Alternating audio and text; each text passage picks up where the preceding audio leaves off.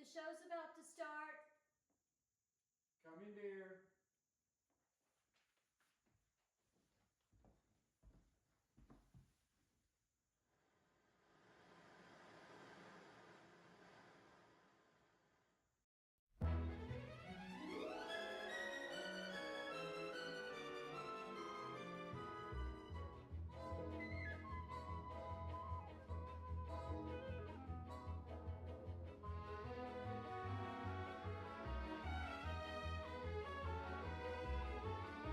Let's get ready to shake, rattle, and roll with Graceland Glamour Girl, the one who puts the CC in rider, Miss Cece Glamour.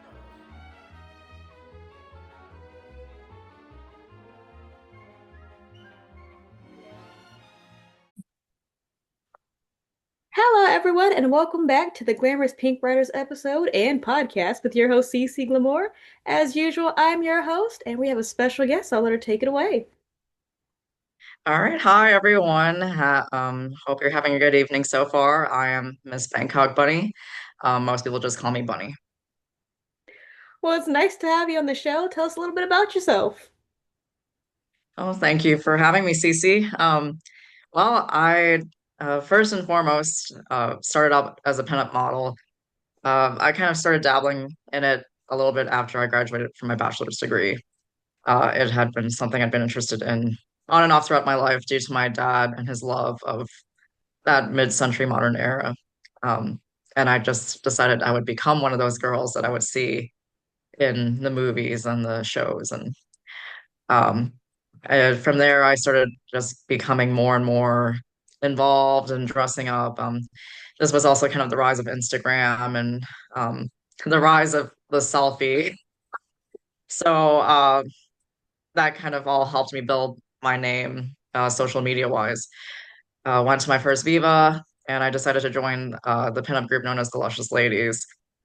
From there, I became member of several chapters. I was the Tampa Bay president, and now I'm the Nashville president. Wow. Thank you. That's amazing. Like, you are welcome. And also, like, from you talking about Viva, because I had a couple pinups talking about Viva, and I've yet to go. I am working on it. It's when I went, gosh, it feels like such a long time ago. I went in 2016, and it's almost been a decade, and a lot of people are repeat, attendees, and I was not part of that. I'm 9 years behind on being a repeat attendee. Uh, Unfortunately, it's not as simple as, oh yeah, I'm gonna see you next year. It's been kind of a roller coaster for me as far as life changes and finances. I don't have that disposable income right now. I'm working on it, but I'm definitely closer than I used to be. Um, Oh, and you might see behind me, this is kind of a music studio. So that's my upright bass in the background. And I know that that's something that people might be interested to talk about. Tell us about the upright bass, 'cause that's an instrument you don't see all the time much anymore. No, it's not. And it's interesting how I got into it. So if you can bear with me, everything with me kind of has kind of a touch of uh, surprise, maybe even tragedy. But uh, I started off like kind of musically interested, like my whole family sang. I was trained on piano when I was younger. Uh, Later on, my brother decided to take the bass upon himself, and I thought that was pretty cool. I always saw my brother as a bit of a rock star, and I never thought about like, oh, I'm gonna join my brother in playing the bass. Unfortunately, so my brother is no longer with us. He left behind his basses. So my mom asked, and she was like, "Do you want to take one?" I'm just like, okay, sure. There was one that had a strap on it that had pinup girls, and he bought it, um, to honor me. And she was like, "You might as well take the one with the pinup girl strap." I'm like, okay. I just meant to put it on display to kind of like in memoriam of him. Um, One day it just struck me like maybe I should try to play this thing. Maybe that's a better way of honoring his memory. So yeah, that started out with the electric bass. From there, I did meet my boyfriend that I'm dating now, who plays guitar, and he kind of showed me a little bit more about how to play electric. Uh, and we were both fans of rockabilly and psychobilly music, and I was like, you know what, I might as well translate this onto the upright. Uh, and he kept saying to me that he was going to gift me one and I should just wait. And, well, I couldn't wait. So I was stalking Facebook Marketplace and I found one for the right price that wasn't too far away.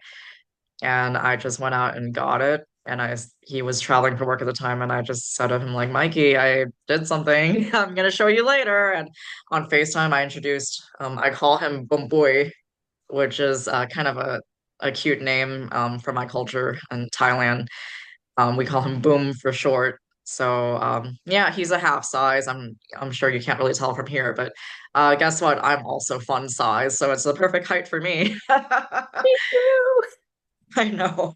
Yeah, I'm about 5'2", so yeah, it's but no one really teases you for that anymore. I think I grew up back in the 90s when everyone was just like mean for no reason. No one really does that anymore. Which is so good. I'm like 5'3", so I definitely like I'm only tall when I'm in my heels, and now being an Elvis when I'm in my Chelsea boots. There you go. Yeah, I think a lot of people I think people like us who kind of our personalities are kind of larger than life, right? So a lot of people when they meet you, they're like kind of taken aback. I'm like, I'm sorry you were expecting like a 6 foot tall person, personality wise maybe, but genetically this is what we're working with here. It's like, sorry, the height is in the pin curls, but Exactly. The no. closer to God, right? Oh my God, yesterday was it yesterday? Sunday. Yeah, I've been doing so much stuff. I had to think like Sunday I had to, of course, be Princess Tiana, so I had to have this whole big like French roll and the dress, and so it's really funny having to do that because I had to hold myself. I'm not really good at holding hairstyles because I'll forget I have a hairstyle and I'll go to sleep, and then whatever Oh, happens and it's horrible. So I had to hold myself in a chokehold in order to oh, keep the hairstyle for Sunday. So I'm oh lucky. my. I'm lucky it still looks like something today.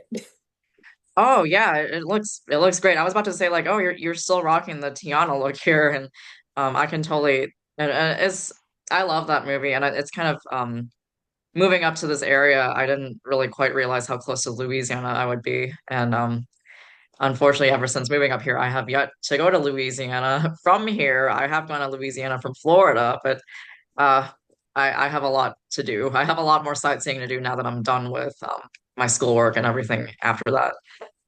I have yet to go to Louisiana. I'm usually I know I've been hanging out so much like Memphis and like Mississippi, and I'm just like, okay, I'll go. I had gotten asked to go to Louisiana actually while I was up for the Tupelo Festival, and I was like, I have to get back home. I have things that I have to do, and then I'm sitting here like, man, I should have taken the offer to go to Louisiana. It's yeah, you get to this point where you're just like, I cannot do one more thing. I cannot do one more thing, like one more stop. You're just like, but then you look back, you're just like, "No, I Yes. should have rallied." And I think she's trying to do it again during Elvis week because they have a lot of like, Oh, oh yeah, they have a lot of foreign groups coming. And she's like, so what are you doing during Elvis week? I'm like, I've got two shows so far that I know of. I'm like, I got to help another friend out with another show. I was like, then there's no telling who's going to put a microphone in my face when I go out to eat. So I don't know. that's uh that's a whole level that that's a whole level that I'm still enough under the radar that I don't have to anticipate, oh my gosh, are they about to stick a microphone in my face? I do have I think I came to a point one day where I actually very recently where I was like, I have to really discern who genuinely I can call a friend. Like I don't use that term very lightly at all. Uh, a lot of people call me their friend, and because I'm so rigid in my ways and like honest to a fault, I don't just reciprocate just to be polite. I will just be like, look, I can't call you that because I don't see you that way. So there's people that know me, and there's the people that know of me. I'll put it that way. And I never really, I kind of have this identity crisis where it's like, what is it about me that people want to know? Like um, I guess because I've created this persona of Miss Bangkok Bunny that is bigger than who I am and who I am as a person. There's what I do on a day-to-day basis, and a lot of people know me like what I do as my day job, and that's a whole other reputation that I've built. But who am I as a person? I guess I'm a combination of all those things. I definitely get it. I'm like the same. I'm the same way. So it's really funny, for example, walking around Graceland and then people know me for like, oh, this is like the name that she always goes by. But then when I hear people use my pinup name, I'm like, you know me for pinup? And it's the problem, like, you know my pinup work? And then next year you'll just hear a group of women. She's an Elvis pinup. And like if you go on her Instagram, she has almost all of Elvis's outfits. And I'm sitting here like, oh my God, you guys actually stalk me. I don't know whether to be like excited about this because I didn't realize my page reached that far, or freaked out that you guys scrolled this long to find these outfits. Yeah, you're just it is a kind of a juxtaposition of like being totally paranoid and also flattered. And it has been happening more often, and I never really aspired to get to this level where people are like, "Oh, I've been watching you for years." I'm like, "You have?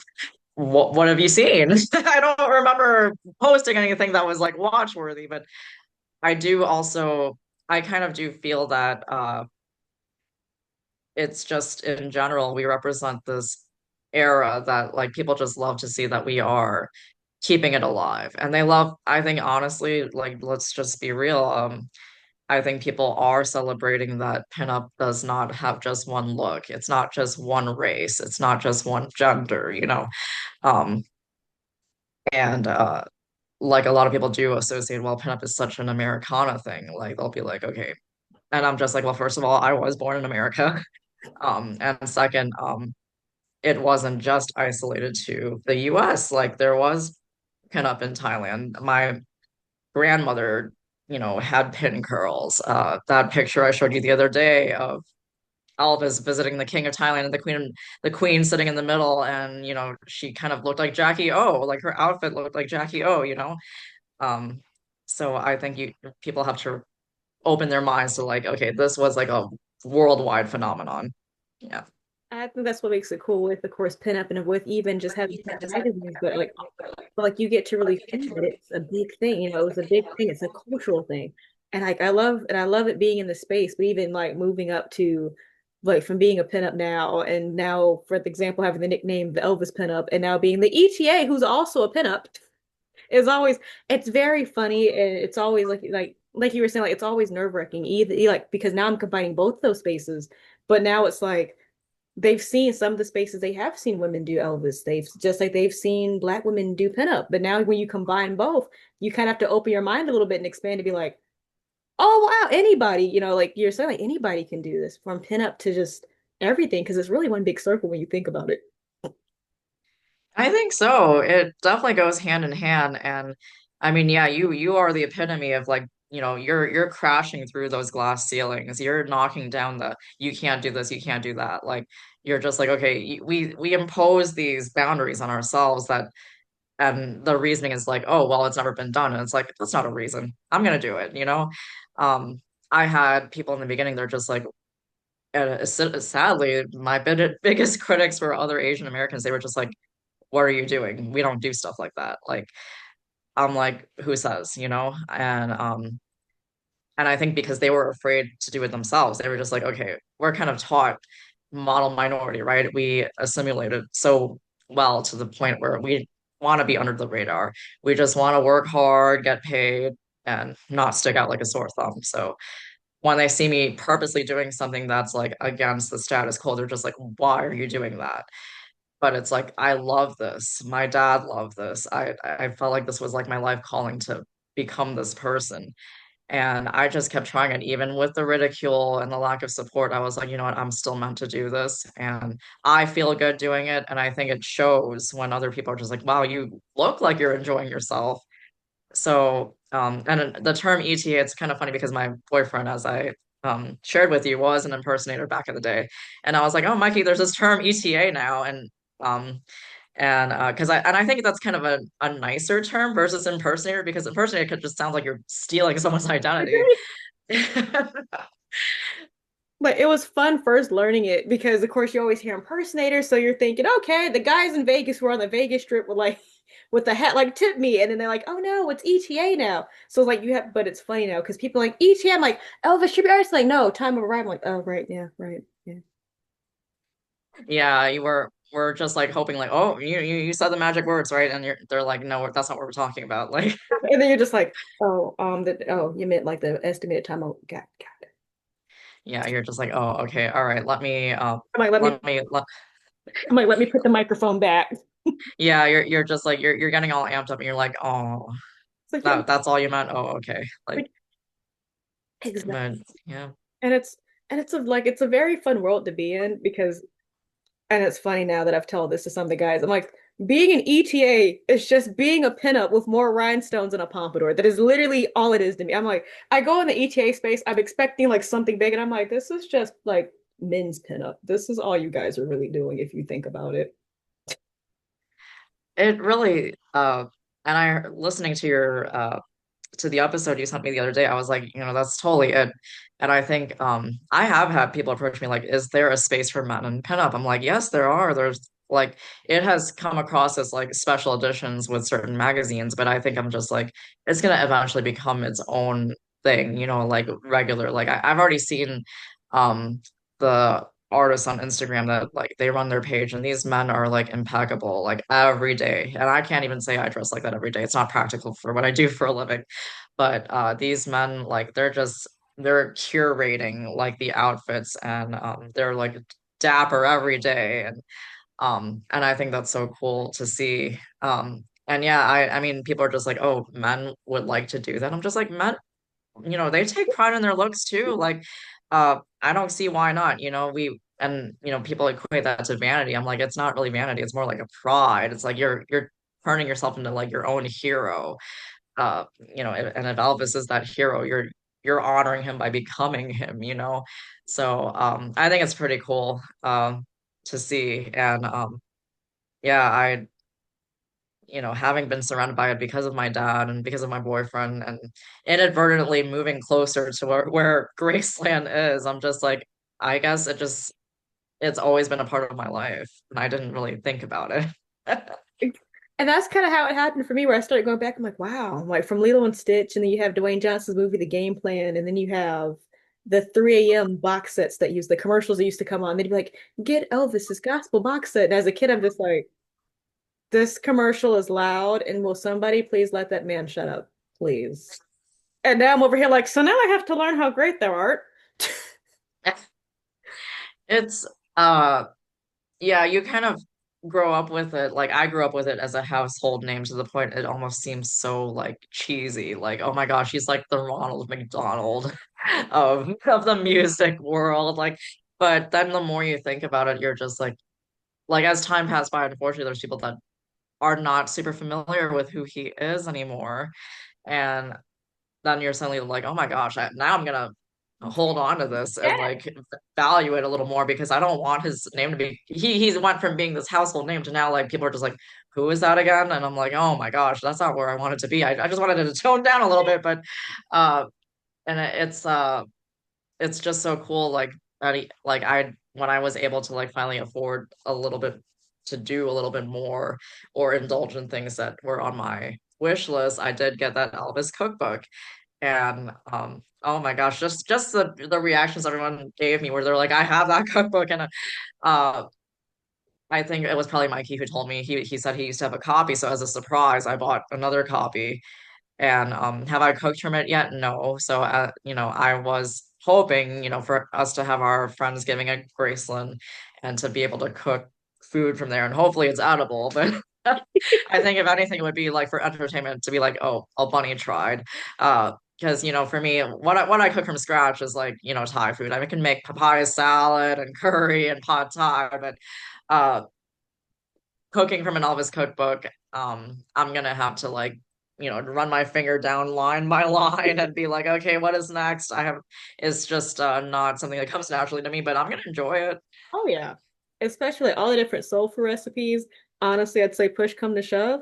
It would be even cool if you like if you videoed you like doing the recipes, but if you actually added like a Thai twist to some of them.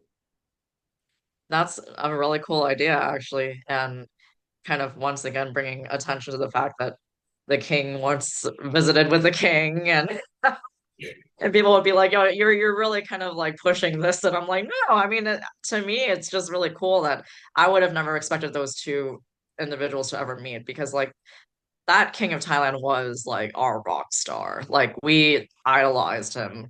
And he actually played the saxophone, believe it or not. And he was educated in America. Um, so he kind of was a rock star. That is like, and it's, I think, if I'm not mistaken, I think Graceland still has the photo. They should. At least they should. That, oh, that photo. Yeah, Okay. they should. I'll ask Angie about that. She might know. She should hopefully know. That's her job. That's so cool because I really wish I could relocate that photo of my dad taking a picture with that photo. Because I think I imagine that a copy of that photo was actually in Thailand. I feel like we were in Thailand at the time, so it was displayed somewhere there. Uh, but yeah, I don't know. I grew up, my dad sang Teddy Bear over and over when I was growing up, and I loved that song. I even somehow obtained a little navy blue teddy bear. And every time he would sing it, I would like make a dance along to his song, and um. Yeah, and I just got so used to hearing it. And I never thought that there was anything unusual about it. And that's funny. That's actually funny that you mentioned Teddy Bear because I'm actually singing that for the Graceland 10 event. I still have to get my box. I'm still undecided if I'm getting a box of teddy bears to actually hand out to people since we kind of can't do scarves because they're just because then everybody's gonna want a scarf. But if you get a big box of teddy bears, everybody's covered. There you go. That's totally cool. Yeah, I would love to see that. Uh, I mean, I would. So is this the Elvis Week event or is this a different event? So I would love to see it. Yeah, that's during Elvis week, and they have it like is during Elvis Week. yeah, and they have tickets. They have like its own separate ticket, and I don't know how much it is this year. Hopefully, it's still about like 35. And Okay. it gives you access to Graceland Tent. It gives you access to all of like the museums on like on what is it, Elvis Presley's Memphis. So basically, you can do the car museum, you can do the planes, you can do everything on that property for that price every day for Elvis Week. And then, of course, you just don't have access to the house, but it makes it easier because you don't have to do the package of like the 250 and whatnot because you'd have that the same Yeah. thing. You can just get the base of the house. And me, I'm like, and every time, like with Elvis, we like last year, everyone's like, "Where are you going early in the morning?" I'm like, "The car museum opens at 7, and I need to see the details of my dream Cadillac." So every day I was in the car museum. Yeah. Oh my gosh. Yeah, people are just like, "Oh, why are you doing that to yourself?" I'm like, "I'm enjoying this." You're like, "I'm sorry that you think that, this is a burden, and I am excited to do this. So I'm like, let me yeah, live. Let me exactly. live." I'm over here like getting my steps in at Graceland. Which I can understand why people are like, why are you walking across the street to Graceland? And I'm like, you know what? I get it. It's 98 degrees. We are all in like some form of polyester, but because it's fun. And everyone else like, yeah. And then it's funny because the people asking you why you're walking are also walking alongside you. So you're like, we're going the same direction. Yeah, I'm just like, why? It's kind of like it's funny when, you and your friend are both up at 3 a.m. and one goes to the other, "Why are you awake?" And it's like, I could ask you the same question. Like, we're both guilty here. Exactly. And it happens oh my God, it happens all the time, especially with those events because except we're all in the lobby, like, why are we all still awake? And then we'll see somebody interesting walk by and we go, that's fine. That's why. Yeah, it's like if you weren't awake at this random time, you would have totally missed that. So Yeah. it was worth it. It is. I love like that's one place where like it's one place that I love because it's almost kind of like what I imagine Viva is, except with all the Elvis events is more Elvis centered. But you'll see different people in the vintage community, and we're like the Spider-Man meme, so you'll just see all of us just being like, I see you.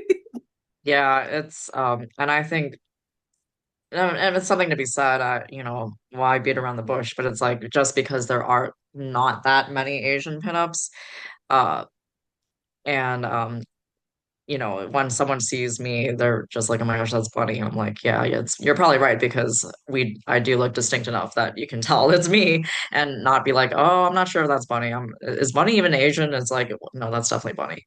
Um, so it is kind of cool. And then I'm looking out there and I'm just like blinking twice, like, okay, is that really who I think it is? And then I'm just like, I thought I was friends with that person on social media. Let me double check. And I'm like, oh, that's definitely them. Oh, they just checked into this building where I'm at right now. So that's definitely them. And then you're just like, oh my gosh, I'm about to meet them in real life. Like, maybe like time to turn on my social graces and approach them. That is me all the time when people recognize me now, especially with doing all the now starting to do the festivals. And it's so funny because I'll tell my mom about it. And I'm like, somebody recognized me for this. And my mom's like, well, it's not like mom's like, it's not like there's other women who look like us on the stage being Elvis. And I go, you know what? When you put it that way, you're right. It's true, and yet, it works to your favor that you'll never be confused for someone else either. Like, but it is kind of funny that I mean, I guess I can think of one situation where somebody confused me for someone else, but uh, I never found out the identity of who I was confused for. But like, it wasn't a situation where it was like, yeah, I thought you were this other Asian pinup, but it's like, there was an Instagram page that was very active, called Asian Pinup Girls. Uh, and a lot of them are just like way more impeccable than me. Like a lot of them, like it is like 24/7, like vintage. Uh, and some of them do burlesque. And I'm just like, I look at them and I'm, girl crushing on them. For me, I think I'm a lot more lax because there's just some days where it's like, look, I'm not getting dolled up for the day I have ahead of me because it's all gonna get ruined. Like I just know. Um and there's a side of me like I can just as quickly turn into the punk girl with the battle vest. Uh that's kind of like my high school persona that has continued throughout my life because I'm 38 now. So it's kind of funny because recently I was hanging out with Mikey's Car Club, the Roadman, Alabama, but they were taking their hot rods to a punk rock flea market sort of event. So I was like, okay, today I'm gonna dress more punk. And I show up because the guys are so used to seeing me dressed pinup only. They met me as a luscious lady, so they're used to that. And Mikey has seen both, so it's no surprise to him. Well, we show up, and one of his members is just like, oh, he was like, I was about to dog Mikey for bringing a different girl to this event. And I didn't realize that was you. And I'm just like, this is me. It's a different rendition of me. Right. But it was kind of funny because I was just like, yeah, I guess they haven't seen this side of me that often. I'm I definitely could get that because that's like, for example, people have scrolled my Instagram and they've seen, okay, this is her doing pinup or this is her doing this. And then it's like, and then if you go on my film business page, you'll see some of my cosplays and they're like, she cosplays. And then you'll scroll further, you're like, you do historic reenactments? Like, yeah. So like you'll go down and you're like, you're in a whole entire 18th century gown and I go, actually, I own three of them. It's a lot. I'm like, it's a lot of stuff. So like, so I definitely get there. People are like, so you go from this to this, and I got into pinup because I got asked at a 18th century fashion show. They're like, hey, come to a pinup meetup. You would love it. So being asked, different corsets to then start going into 50s corsets is hilarious. Oh yeah, I mean I find it's kind of funny because I think I briefly lived in like kind of near Brooksville, Florida, and I guess there was like they love doing Civil War reenactments in that area. Uh and I never even participated or like even viewed it because I just knew it was like a whole subsector of like, okay, yeah, this is vintage, but it's a different kind of vintage, right? Um and yeah, and then kind of meeting people online where it's like, yeah, they're reenacting a different era that I wouldn't have thought of. Like I think the furthest back I've gone is kind of like, the Flapper Girl era. I've done finger waves one time because it took so long. But I definitely love that era. And I even did like the Cupid lips, you know. I did something a little different with my eyebrows because they were like higher and thinner.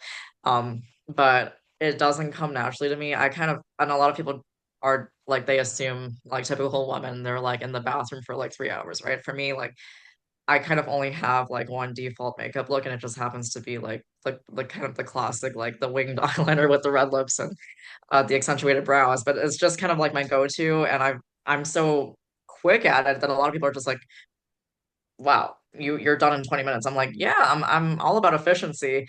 But at the same time, it's not like I really have to think about like, oh, what do I want to look like Yeah. today? I kind of just default to it, you know?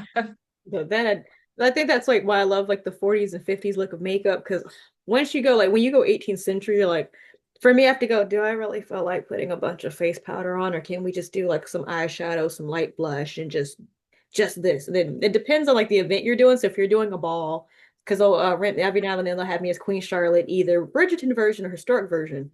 A historic version requires a powdered face, and I'm just sitting here like, the powder is not really you're not gonna really see it. Right.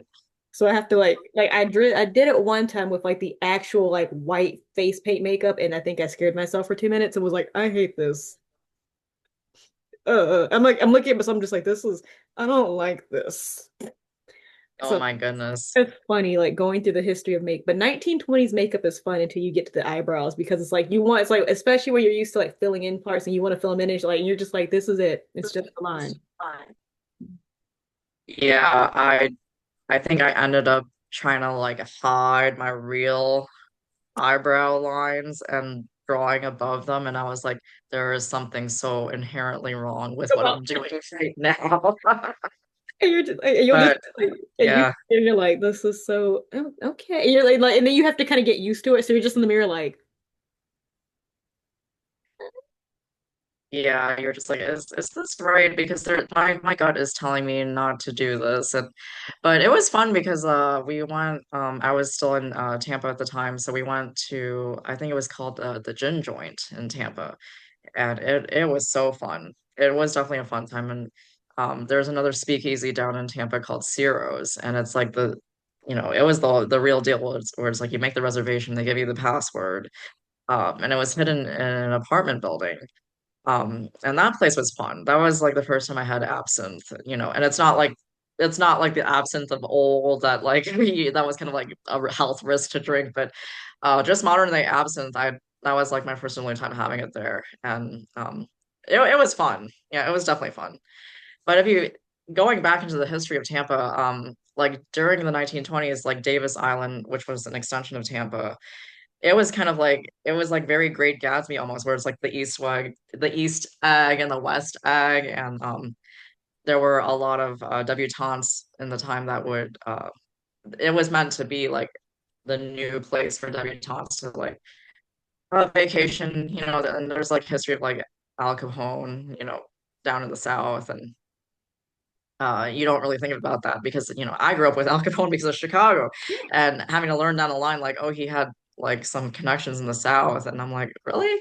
But I'm like, yeah, I guess they started exploring the South because of, like vacationing, and you think about like Little Havana and all of that, but and that all tying in, thinking about like how all of that, like, why does Little Havana make you think of like the olden days? But you kind of get it, and you're just like the whole like the giant hair flower and all of that, like uh and all of that tying in, and everyone keeps mistaking me for Latina, and I'm like, you know what? I'm like, I'm doing Duolingo so I can fulfill that expectation, but I am actually not Latina one bit. I am Asian and I'm a little bit European, but that's really all I can claim. oh, I get that all the time. Like even living in Florida, they were like, "Are you Cuban?" I'm like, "I'm half Puerto Rican, if that counts for anything." And they're just like, and then they go, "Oh, we see it, yeah." And then they start speaking Spanish. I'm like, I don't know what you're saying. I'm over here like I feel like I feel like Marlon and like Finding Nemo. I'm like, I don't know what you're saying. Well, that's actually Mikey is half Puerto Rican himself, so there you go. And guess what? He's also from Florida. So but yeah, he is a New Yorker actually, and you can hear it in the way he talks. He still has that accent, and but a lot of people look at him like, okay, they're just like, he must be Italian, and I'm like, he's like, no, he's half Puerto Rican, he's half Caucasian. But yeah, I think he could probably relate to what you're going through. Except he did end up teaching himself Spanish, so he's fluent in it, and after leaving Florida, I decided to finally learn Spanish. I'm not sure why. It's just me fighting against the status quo once again. And then now with the job that I have during the day, I found learning Spanish was not a requirement. It was just self-imposed to be like, hey, if I'm going to do my job more effectively, I need to learn. So I've been on Duolingo for almost 80 days. Well, definitely keep up the good work. We Well, are ready. thank you. You're welcome. I'm doing German on Duolingo, so I definitely understand. Ah, I I dabbled in the German culture just because in my when I was previously married, I was my ex-husband had a German last name, which was the most German thing about him, really. It just his last name was Schaefer Cutter, and that's not a last name you hear every day. So you're just like, oh, it's not the typical, German last name. It's like, yeah, it's straight from Bremen. Um, and it means shepherd, basically, like Schaefer cutter translating into sheep shearer, as in one who cuts the wool off the sheep. So I was so interested in that, and I started going to Oktoberfest. I even had a dirndl. I no longer fit it, so it's gone. And actually, my aunt bought me that dirndl because we were in Germantown in Chicago going to Oktoberfest, and she gifted me a dirndl. And they just thought it was the cutest thing for a little Asian girl to want to put on a dirndl. They were very flattered by it. So it's kind of like, we hear about cultural appropriation, and I think that in that situation it was more like, hey, they were actually honored that I wanted to put on a dirndl that day and take it home. It That is like that's really cool. As honestly, was. like that just sounds really cool. But we are actually at the end of our show, and I would love to have you back, honestly. Oh, thank you. Yeah, I mean, the time just flew. I would love to come back, and thank you for having me. And sorry for all my life, and I'm glad we finally did do this. I may not always deliver a promise on time, but I do deliver. And so it still works out. And it is still, I'm still glad to have you on the show.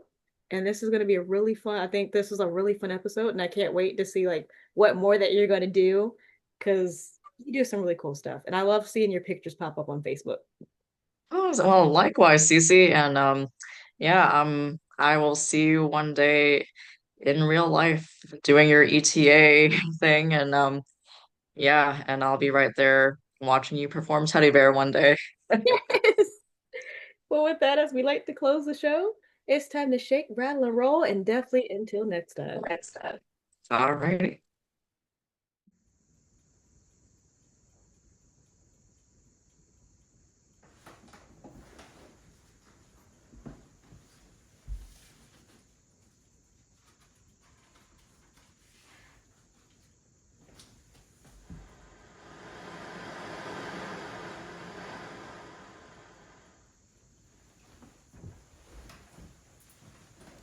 And now, our song of the day for our episode.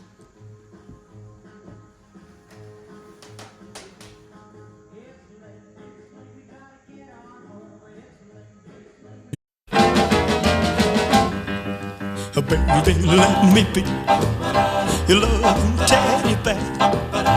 Put a chain around my neck and lead me anywhere. Let me be, oh, let him be your teddy bear. I don't wanna be a tiger, 'cause tigers play too rough. I don't wanna be a lion, 'cause lions ain't the kind you love enough. I just wanna be your teddy bear. Put a chain around my neck and lead me anywhere. Oh, let me be, oh, let him be your teddy bear.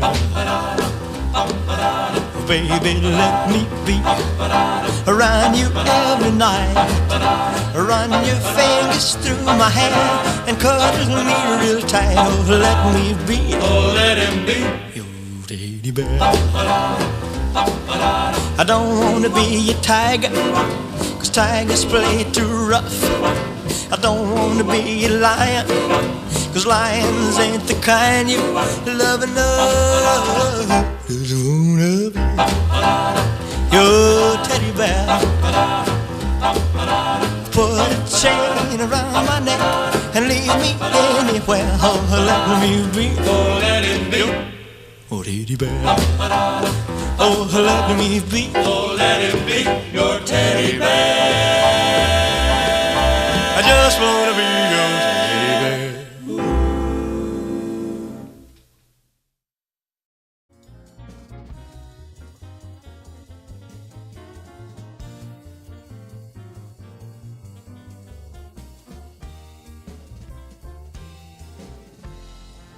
The Glamour's Pink Rider podcast is proud to sponsor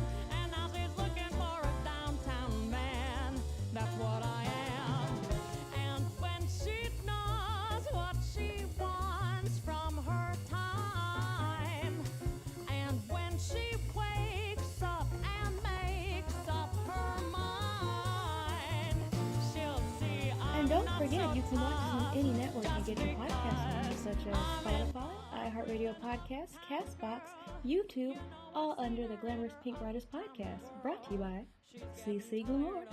And remember, stay cool, cool cats.